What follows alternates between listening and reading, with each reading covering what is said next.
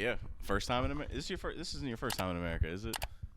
Nah, man, it's my third time. Third time in Yeah, America. man. I came here once with family, Yeah. just for whatever. Just came for 2 weeks, just fucking do all the tourist shit, did all the stupid tourist shit. Were you in New York? Nah, man, I was just in LA. I was went to did all like that shit in Venice Beach. Okay. Just got scammed. Actually, the first thing I did when I got to LA is I got scammed. I was on Venice Beach and some guy came up to me. Apparently, this is a common ass scam in LA, but he came up to me and he's like, "Yo, bro, what's up?" And I'm like, "Hey," and he's like, "I got this fucking mixtape I'm dropping. I got a CD if you want to check it out." I'm like, "Okay, helping out, supporting local artists, you know. Yeah. I'm just trying to get part of the community right now." So like, I bought it, gave him like $20, like cash. And then I took it home and took it to like the apartment and played it on like the CD player, and there was fucking nothing on it, bro. I was like, you know what? I kind of enjoyed that though. I was like, you know what? I'm part of it now. I've got my first scam out of the way. But that's crazy. Yeah, but I've been here. I was here the first time. That first time was just like holidays and shit. I went up to Disneyland and shit, met Goofy and shit. And then the second time I went with music, and that was sick. I just did a bunch of I was only here for 2 weeks. We just crammed a whole year's worth of shit into 2 weeks. Yeah. It's fucking awesome. But yeah, this is the third time I'm here, and second time I'm in New York. So it's fucking lit, man. What do you think about New York? Because you were in LA too. Bro. They're vastly different places. Bro, it's fucking crazy. It's what? It's 30 degrees Celsius. It's hot as fuck here. Yeah. I thought New York was just cold all year round. So I'm just like, the fuck's going on? Nah, it's almost like shit. 9 months out of the year though is cold in this region of the country. Yeah, it man. sucks. It's so stupid. I love it here, but I don't know, man. We've had to get this fucking interview. We've been through some shit already. You're not New York either, and I'm not. No, in New York, every time I come here, I guess it's on me because I guess I gotta plan it better. I feel like New York, when you're not a New Yorker, takes an extra level of planning. Bro, that's because I could just drive everywhere where I'm from, and there's parking everywhere. Well, never have an issue. I'm the same in Australia. I basically live with my car. My car's my my dude. You know, I have this shitty Toyota Camry Sportivo. It's this piece of shit. But I drive it everywhere because that's I've always thought if you have a car, it's all you need as well because you can live in it. You can do whatever. If you don't have a house, you can have a fucking you got your car, you know. But man, New York, it's you need a fucking. It's they don't want you to fucking leave. You can't get a park here, so you can't leave the place because you can't have a car. So you got to take subway, and subways only go to New York. Yeah. So it's just don't leave, man. But it's all right. I'm sorry, I'm pulling up some of the questions that's okay, man. Because I know unfortunately we're not gonna have time to do a 20 questions video on here, so I might as well just ask you some of them while we're on the interview. Let's fucking go. But I'll save that. So let's take it back because first interviews usually are really about getting the story out of the way, like how we got here to this moment in New York. So what was it like growing up where you're from in Australia? Bro, I grew up in a small country town. Real blue collar working town, all the construction. My dad was in construction. Everyone in my family is kind of factory worker, horse trainer, kind of just your country shit, farm stuff. I didn't grow up really on a farm, but I grew up kind of around all of that kind of culture, and didn't really have many opportunities growing up. I had a pretty hard life of family. Had a bit of an abusive childhood. Mm-hmm. Not much money going around. I was out of school at 15. Didn't really have many opportunities. Family were fucked up. Parts of my family, there was drugs, there was abuse, there was all kinds of shit. So as a kid, I was kind of fucked up. And when I was 11. When I was 11, I'm 21 now. So about 10 years ago, I started making music. I was a huge fan of Skrillex. Okay. Big metal guy. She making a lot of EDM stuff early on. I've always liked hardcore music. I fucked around with a lot of fucking dubstep. Didn't have any instruments. I had no fucking money to buy a guitar, you know. So I really had to make do. So I'm just I remember listening to Scary Monsters, Nice Sprites by Skrillex. That's a classic album. Classic, bro. But I just remember listening to it as a kid and going, it was the first time I ever was wanted to learn about some shit. I was I want to know how this is made. So I looked up how to make music, and I remember getting Logic Pro, downloading that. I reckon I was 12 at the time, but I first started getting into music production probably as 11 with GarageBand. But the first time I really got serious about it was probably about 12, 13 maybe. Made a bunch of music, just been grinding since then, and eventually got picked up by my current team. Now, fucking feeling good, man. But yeah, life was crazy at the start. That's for sure. So, what was kind of it like growing up in Australia? Was it really desolate where you were? I know you said you faced a lot of like hardships growing up, like within the family, with drug abuse amongst family members and stuff like that. Not having a lot of money. You even said it last night at the show. You grew up poor. When you were talking to the crowd. Yep. So was the town very poor where you grew up? Was it very desolate? It was interesting. It's an interesting place. Like, so I grew up.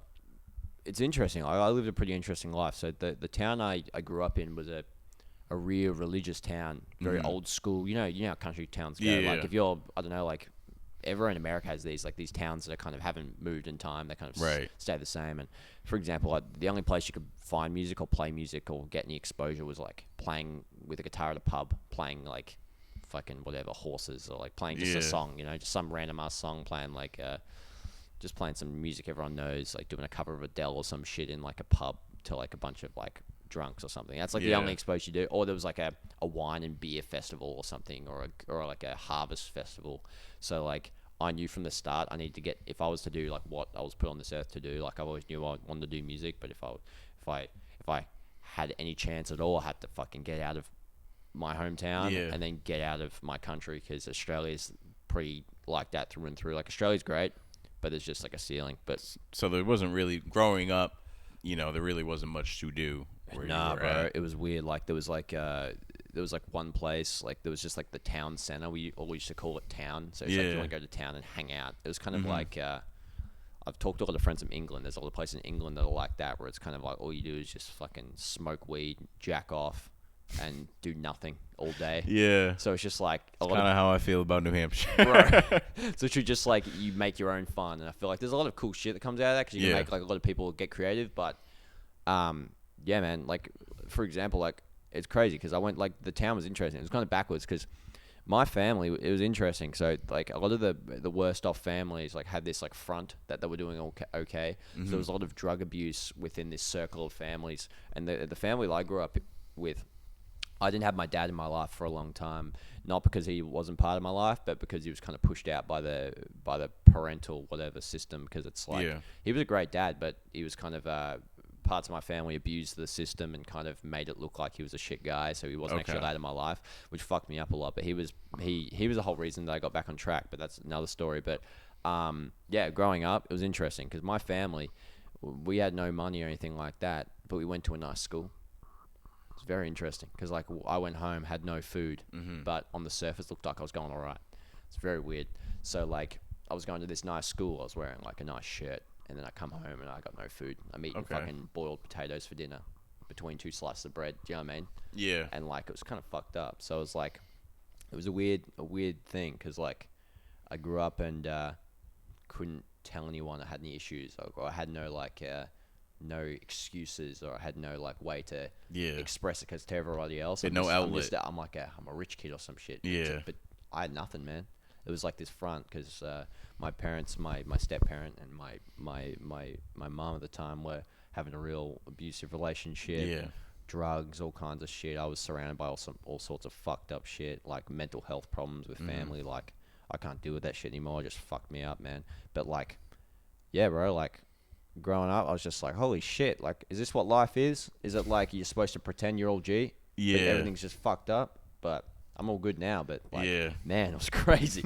I'm just so happy I'm out of that place, man. Is that commonplace where you're from? Like, is there a lot of drug use rampant in that area? Yeah. Especially in the parents and a lot of people who went to good schools. Mm-hmm. Like I didn't go to a good school, but it was wasn't a shitty school. Like it wasn't like a tough school. It was like a real fake experience. Like a lot of the kids that went there their parents couldn't afford it. A lot of them were on meth, ice, cocaine. They're all like just like hopped up on drugs, driving their kids to school in a car they haven't paid off. A lot of this fake. It's a big thing in this like culture of like fake rich people, man. I didn't grow up rich, but like I was surrounded by people like who were like that, you know. Wanted that lifestyle. It was interesting, and I was just like, I've never fucking liked that shit. I've always just been just wanted to be happy, you know. And all these people are just such materialistic people, and it's just interesting. I wanted to get out of there, and I'm happy I did, man. So what eventually drove you to do music? Like, what was the moment that you're like, I kind of want to give this a try? It was when I listened to that record by Skrillex, Mhm. and I was just like, I don't know. It was the first time I ever listened to something or done anything, and I've gone or witnessed something and gone, I want to do that myself. I never thought they existed. I always thought like people who, when I was younger, I always thought that people who had passions kind of made up all that story. Like, Yeah.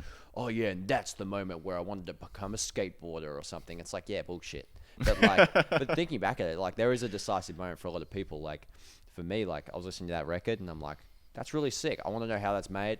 Because I had nothing going on. I played basketball and cricket. Not cricket. I played basketball and fucking a bit of soccer, I mean. And, like, I played a bit of sport. But that wasn't, like... I felt, like, a bit lost, you know? I was only 10, but I've always really cared about what I wanted to do with my life. Because I knew that's all I had, you know? I've always been pretty independent that way.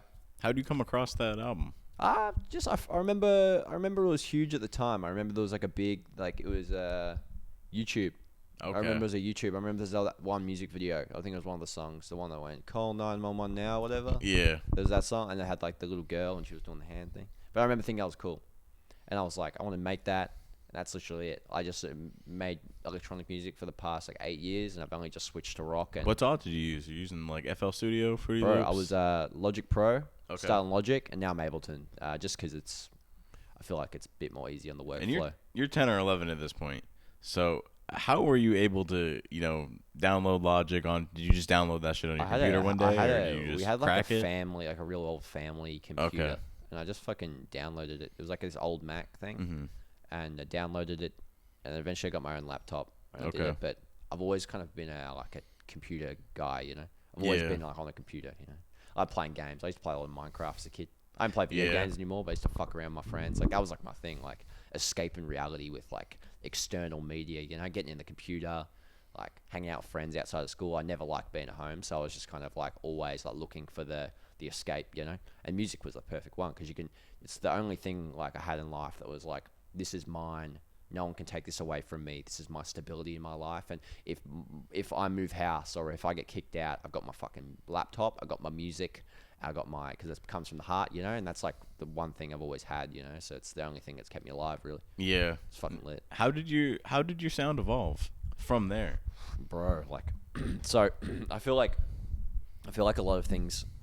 Like I started trying to make dubstep. I downloaded like Serum, like a synth. Yeah. I really enjoyed using all that shit, but I kind of realized later down the track that electronic music wasn't for me. I really enjoyed making music as a whole, but I realized like I love programming instruments and writing melodies or whatever and making bass lines, but I realized that like what I like is making catchy songs and fun songs. So over time I started incorporating my own vocals just experimentally, and I never really even put shit online. I had an old SoundCloud account, but since then everything's gone private. It used to be just post something and take it down the next day. Yeah. But eventually I've always been, because from dubstep's just rhythm, just straight up fucking rhythm. Mm-hmm. So I'm like, all right, I'm gonna fucking incorporate that into my next kind of movement. And I've always just cared more about rhythm than anything else. I've always cared about like catchy rhythms, like bass line and drums. I've noticed that's what I was gonna say. I noticed your instrumentals are heavily bass and drum line driven. And my only record that I've dropped under Sloe Jack has just got electronic digitally sampled drums that are like processed like EDM drums. So it's like rock music, but it's sampled in a way almost like hip hop. So that's kind of like a electro synth punk style. It's kind of like you kind of get this vibe. It's kind of like, I don't know what this is, you know. It's like it could be rock, it could just be electronic. Yeah, it's cool. I like it, but it's like that's the electronic influence of just like not having much equipment and making do with what you had. And just like sampling shit because you don't have a drum kit or you don't have a bass guitar. Yeah. Sampling your friend's bass guitar. Did you make most of those beats yourself? Yeah, man. I've made out of all the 8 songs that I dropped with this EP, 7 of them were made by me. Okay, so they worked with one other producer. Yeah, so one of Jack LeBeau's, he did Parade, which is like probably still my favorite one, but that was like, he was the first ever person I made a song with. Okay. He's super sick, OG, from LA. But he's really sick. Yeah, man. I do it all myself. I really enjoy like fucking making music, man. Like I I like singing on tracks, but there's nothing better than fucking making it from the ground up. 'Cause you can say, I fucking made that. And if that shit gets like, if that shit goes crazy and people love it and you're playing it live, you can like sit back and go, wow. There was one time I was sitting on the floor making that, you know, because I made all my songs on the fucking floor. Do you still make your songs like that to this day? Do you have a keyboard now? Do you have more equipment now, or you still just write in the computer? Like, obviously, like I work with producers and shit, but like I kind of enjoy like limiting myself. Like I got a track on the way called Locust, and I made that shit in 2 hours at 3 a.m. on my bed with some AirPods. And it's like my favorite track I ever made. And it's just like, I feel like limiting yourself, giving yourself a time limit. Do you know what I mean? Just giving yourself a fucking like 2 hours to make something cool. That's when you really just you forget about all the fluff. You don't fuck around with shit. You know, like, oh, this kick drum doesn't sound right. You're just like, bow, bow, bow, chucking shit down. And yeah, it's fucking awesome, man. Shit, man. So how did you just kind of, from discovering Skrillex, did you just kind of dive in music from there, and that led you to discover more stuff? Yes. So I was Skrillex was my introduction into dubstep, and then I kind of got deep into the SoundCloud culture of it all. Like I really love the underground bass scene. Like there's like this bass trap scene. I was really into like a lot of the old dubstep kind of stuff. And I like the new wave rhythm, like rhythm dubstep. Like I'm a big fan of like Bad Clat and like a guy named Bainbridge. He's probably my favorite artist at the moment. He's like this really sick rhythm producer. But I'm a really big fan of like Disciple and all these really sick like rhythm and dubstep labels and stuff. I always wanted to be part of a community like that. And I remember just getting into Discords when I was about 15, 16, just talking to them because I was just such a huge fan of all these guys. But it's just like a rabbit hole, man. It goes so deep. Like there's so many like crazy corners you can go down. The music scene just kind of keeps expanding. The internet kind of just weird, man. After the internet really like started to reach like a certain height, and it became super popular, all the genres just started meshing together, and people just started pushing new sounds, and it's very interesting. You know what I mean? Music isn't just like. Growing up, it was like you look forward to 4 to 5 albums a year, and now it's like there's 4 to 5 dope albums coming out every week, and it's hard to keep up with. Bro, it's fucking crazy. People just keep pushing sound. The competition keeps getting crazier and crazier. It's like, is that a good thing or a bad thing? I reckon ultimately it's a good thing because you'll never run out of music, but if you're an artist, it's definitely a bit tough, especially if you're doing something that's not niche. Because it's like, what are you going to do if you're a fucking rapper? If you're an Atlanta rapper, like good luck. You know what I mean? Like a lot of people are rapping, so you got to be really good. But I guess that just like it'll the good ones push through at least. So I've seen that the good ones still transcend. You know, because you can't stop an unstoppable force. So rappers who are just unbelievably talented and just say I'm not gonna fucking fail, they always push through. So I don't think it ever matters how much music there is. Because I feel like the best ones always somehow manage to fucking crawl to the top. Yeah. They just don't die, man. It's like cockroaches. But you don't have a large catalog out, and you still were able to garner somewhat of a fan base to kind of get your career going. You didn't drop until about a year ago, huh? You didn't really drop anything off the Backstab EP. No. Until you dropped singles. So I dropped 4 singles. So February, May, June, and August, I'm pretty sure. And then I dropped the EP around October. So just all that year been dropping shit. But you said you had a SoundCloud before that? I did. I had a SoundCloud. You can still find it if you look hard enough. But I got an electronic project. I'm not going to say it. It's so fucking stupid, bro. Actually, you know what? I'm going to say it. It's JAQQ. So Jack with 2 Qs instead of a C and a K. Check it out. It's ass. But bro, it's like that's like my old school, like that's like my original shit, and you can tell like that like it wasn't my thing because I didn't care about it as much. But like I fucking love this new Sloe Jack project, bro. It's like this is like brought life into my life, and it's kind of like brought life into my life. It's like brought like so much like more, I don't know, like meaning to everything, because I feel like super proud of the direction of the sound, and it makes me proud to get up in the morning and make music again. Because electronic music can be a bit hard to, especially electronic music where it's all based on sound design, and when you don't have there's less vocals, it's harder to stand out. So I've always just wanted to do something that's like iconic and like unique to me. Yeah. So I'm happy that I found this sound, to be honest. So when you started dropping last February, Did you already have kind of a small fan base built off the music you were doing before? Nah, man. No? When my manager, Chad, found me, I had 5 followers on Instagram, but I've always acted like I've had fans. Like, I've always posted every single day. Yeah. I always said, "What's up, guys? New song dropping this time." I've always pushed it so hard. Like, I remember Tyler, the Creator, I remember he sent some shit, I think a while back, and he said some stuff, and he's like, why do these artists just post one time and say my song's out? Like, push that shit crazy. And I remember that inspired me a couple of years ago. And like, before I got discovered, I was posting every single day, regardless of who cared. I used to get 1 like, and it was like my brother.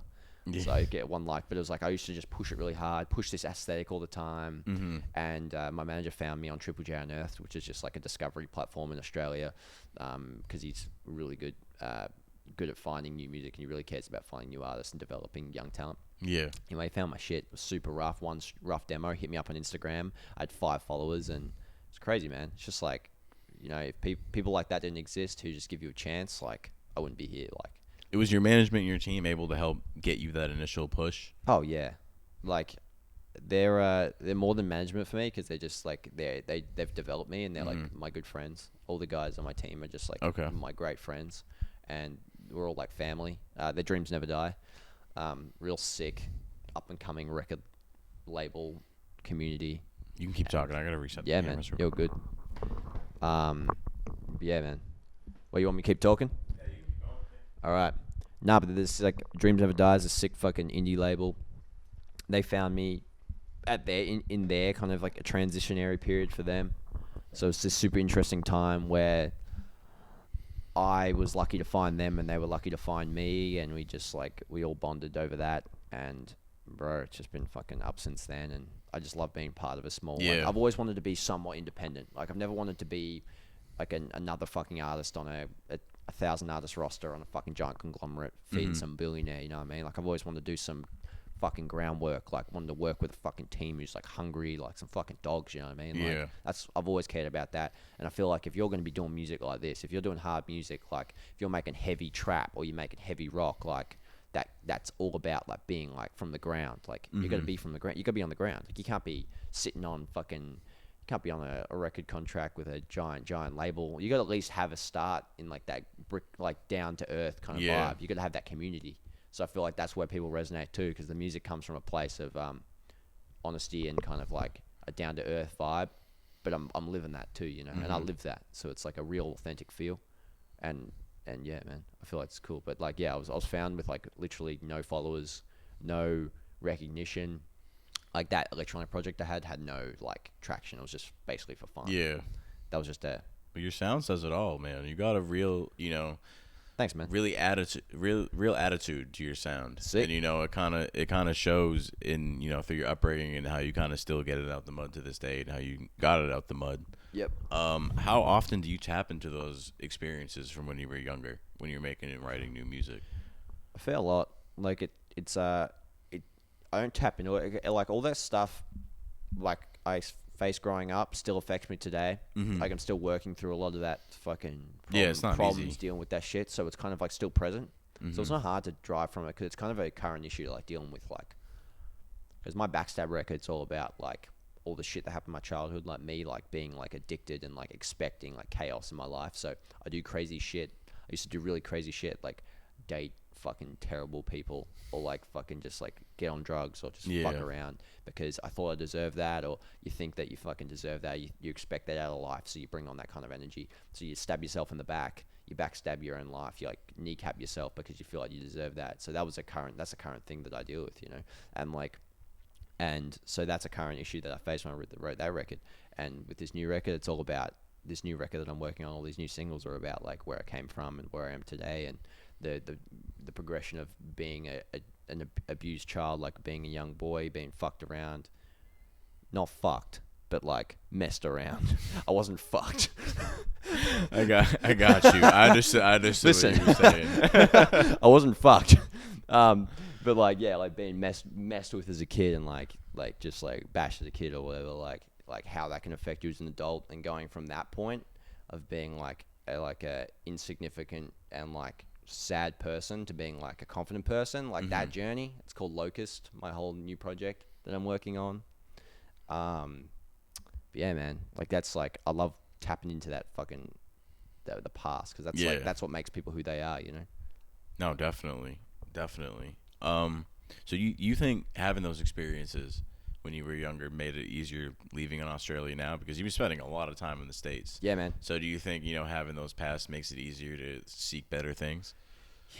I love America, man. Yeah. I know America gets a lot of shit from Americans. Like a lot of Americans go, I need to get out of here, but bro, a lot of them don't know how lucky they are to be in America. Like America's fucking lit, bro. Yeah. Like there's just so much. Like this place is fucking straight chaos. Like there's shit going on. Oh yeah, New like, York's crazy. Bro, LA's crazy. New York is. I will say New York is like the only place like it in America, though. Bro, you know what I mean? New York. I love New York. Also love LA. Like I think LA is cool too, but I just think it's funny. America's like the top of the top. Like as far as everyone's concerned, but you come here and I was driving down the highway and I saw some fucking guys just smashing someone's car with a baseball bat. You don't see that shit in Australia. Just like shit's off That's the crazy. chain. Like I love the crime in America. It's just like so. Oh yeah, someone just got fucking shot in the face. That's all good. I'm gonna keep shopping. Just like let me just I need to pick up that cheese for the fucking casserole tonight or some shit. But it's like. I love it. I fucking love that chaos, man. And I love that there's so much to do. Like the opportunities are great. And yeah, like from all the stuff that I deal with in Australia, like I have no like problems leaving there because it's like I've made so many enemies in Australia. Like I've just got a lot of people that I wouldn't mind being away from.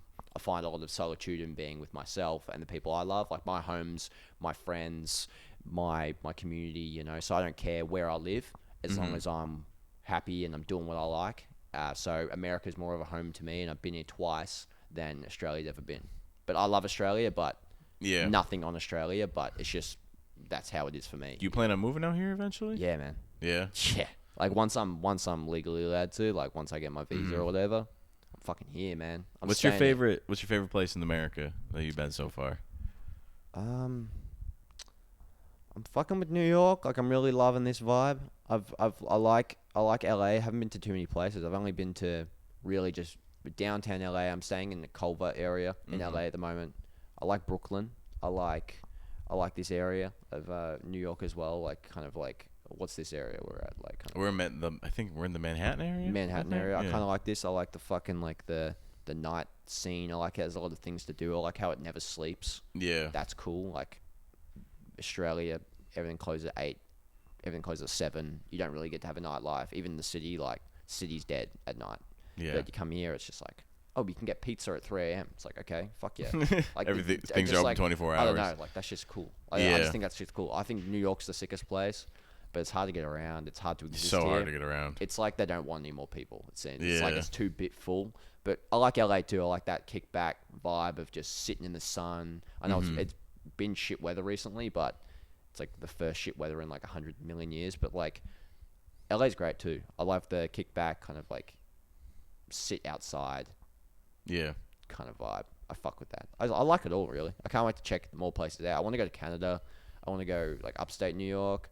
I want to go to like Colorado and check out the mountains. I want to go to like nature reserves. I like nature. I want to go hiking and I want to go to Arizona. Like, New England and the New England area, the most beautiful nature, the most beautiful mountains that I've seen in the country. Is New England like upstate? It's 5 states, so it's Maine, New Hampshire, where I'm from, Vermont, Connecticut, and Massachusetts. Yeah. Okay, sweet. And Rhode Island. Can't forget about Rhode Island. Yeah. Well, I love all that shit, man.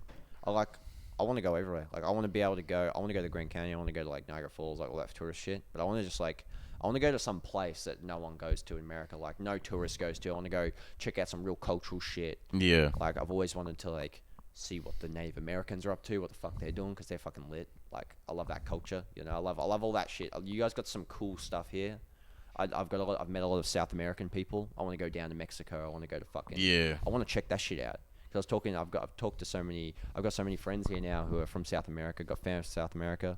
And they say, bro, you should come down. I want to fucking go down. I want to see it all. I don't give a fuck if I go to like the craziest town in South America where they're going to fucking try and get me. I don't care, man. It's going to be sick. But I don't know. I love it. I just love meeting cool people and going to cool places. Definitely. Yeah. Is there anything that you miss that you like better about Australian culture than American culture? I don't know. I feel like there's the only thing is wrong with. I think it's just music industry culture and entertainment culture is just the kind of the fakeness, but that's just comes with being in the epicenter of music. But like I feel like LA's interesting. You'll meet somebody and then they'll just like kind of just like they treat everyone like shit unless they have a reason not to. But I haven't really experienced that because I'm doing quite well and people like want to hang out with me. But I've noticed that there is a lot of false promises, empty promises. But in Australia, it's a bit more kickback. Like Australians are quite honest. I'll be honest. I'm looking at these questions people submitted, and we've pretty much answered all of them in this interview already. One question. That's a pretty good one. What was the best day of your life? Best day of my life, bro? Fuck. That's a pretty good question. I don't know. Maybe I reckon when I fucking got signed for the first time. Yeah. It's like that's when like, bro, because I just live music, so it's just like when I got signed, I was like, wait, so you're telling me I can do this and take it seriously and do it all the time, every day, and I can leave my uni degree and leave my job? And I'm like, I can live my life as a musician, what I've always wanted to do. I remember almost crying, bro. I didn't cry, but I was like tearing up. I was doing that singular man tear, the one tear down the one side of the face. Yeah. I was doing that shit. I was like, that was the best day of my life. What were you doing at that point? I was. You said you were in university. Basically what I did, I was gonna go to university for sound because I'm like, if I'm not gonna be a musician, because at that time I was doing that electronic project which had like no traction or whatever, and like though I don't give a fuck about numbers or anything, it's like I can't survive on that. I can't survive on 5 monthlies on Spotify. So I'm like, it's all G's. So I'm just like, I'm gonna do some fucking uni shit, see if I can learn more because I don't think I'm there yet with my production. I'm gonna learn how to do audio and something. So I was doing my bachelor's degree by the time I got signed. So I was kind of just deep into uni. I had a job at the same time, a fry cook job. I got like my fry cook job was so ass. Like everyone treated me like absolute shit. It was so funny. I hate that job. Like it's good, honest work, but bro, that's tough. Like I respect fast food workers because that shit's rough, man. That shit is being rough, like man. 16 and having a boss who's like 40, he's been working at fucking KFC's entire 20 life. fucking years, That's 25 that's years. his fucking bread and butter, bro, and that's his only chance to feel like a boss in this world. That shit's fucking rough. Like flipping burgers all day. Yeah. But like, yeah, that's what I was doing. I was just working all the time, uni all the time, had no time for shit. And this was like a golden hand that came down. And it's like, I got you, crazy, bro. man. It's fucking lit. And a lot of artists have that moment. It's a huge moment for a lot of artists, man. That's insane, man. I really want to hear more of your story, but I'm afraid I'm going to cut it, bro. You're gonna get a fucking ticket. Yeah, I'm getting another $115 fucking parking ticket. You guys already got one, right? Yeah, we already got one. Fuck. But I don't want to risk getting another one. She looked it up and it was like you can park for like 2 or 3 more hours or something. I don't know how this shit works. Don't risk it. Fuck it. I don't know if I want to. You'll go out there and your car's already gone. That's what I'm saying. Shit, man. So, jeez, man. But I'm glad we finally got to talk. Bro, it's been amazing. We were going to do this over Zoom, and it's not nearly as cool. We've been playing this for months. Over Zoom. So, yeah, man, we talked shit maybe 6 months ago now. Yeah, man. Yeah, fucking, I've been keen for this. Well, you were one of the first ever people. Kult Classic was one of the first ever fucking anything to notice me at all. Yeah, like man. I think you were the second ever person to write me up in an article about one of my songs. Yeah, it was about crazy. my record, right? We just did like a little interview. But it was like that was huge. Few questions. That was huge, man, because that was like the first ever time. I remember jumping around my room because I'm like, yo, Kult Classic. They did all these people. They did all these artists I'm a fan of. Lil Dark, they did all Spider Gang. They're lit. Yeah. I love those guys. I'm a big fan. And I'm like, oh, I can't. Oh my god, they wrote about me. That means I'm like them. I'm cool, and like shit like that, bro. I was jumping around the room thinking I'm the shit, but like, just want to say face to face on the camera, man. bro. Thank you so much for that. I appreciate it, because that shit. I'm glad you come out here and we could meet. No, I appreciate you driving all this way, man, because it means a lot. Like, there's not many people like you. I'm used to the road trip, so 4 hours, nothing. It just sucks that parking is the way it is over here. Well, bro, I got lucky with the venue last night getting parked right outside. That's fucking lucky. Bro. Luck at the draw. You're lucky your fucking car didn't get taken away, bro. Boy. Next time I come here, I'm reserving a spot. Like I'm spotting. You just need an Airbnb with a spot or some shit. Yeah. Just near wherever you're fucking going. And I can't fit in the parking garages because my vehicle clearance is like 9'6", so I can't fit in any of the parking garages. Oh yeah, you got a fucking van, bro. Yeah. You got the worst vehicle to be in New York with. Yeah, I don't know the conversion 9'6" to metrics, but it's tall. It's tall as fuck. Like, that's all right. But yeah, man. I discovered your music. I remember I was driving through the hills of Vermont, and you just came on randomly. on shuffle. Just some shuffle shit. And I sent it to Drew, my editor, and I was like, "Yo, listen to this." And he messaged me back like 2 minutes later. I forget. I think it was the song Backstab. I love that song. That's such a sleeper. I think that one's like the most underrated song. That's got like, that one's got no one listen to that. It's like deep in my EP. It wasn't pushed to playlist or anything. But that was the first one. Well, fuck yeah, man. I don't know. I don't know. Maybe that wasn't the first one. 'Cause I don't know if that one came up in shuffle. That was the one I sent to Drew. Yeah. And he messaged me back like 2 minutes later. And he was like, "Yo, this is fire. This is something different." That's the shit I like. I love hearing people's like personal experiences when finding it, because it's like I've heard so many crazy shit. Like, people like, I bonded with my girlfriend over this song. I had my first kiss to this fucking record. Those stories probably are never gonna get old, man. It's just fun, man. I'm just like, yes, go. That's because that's all I care about, man. Like, people fuck with it. Yeah. And like, it's not about me. It's about everybody. You know, everyone's got a bit of Sloe Jack in them. Just got to bring it out. You know. But shit, man. Appreciate you. Hey, bro. This has been. Thanks, I want to say interview 66 or 67, man. 67. But, if you want, I didn't bring the table. If you want, I can pull my van up on the way out, and you can sign the interview table. I want to do that. I want to do that. So let's fucking do it. We'll pop that video up right now.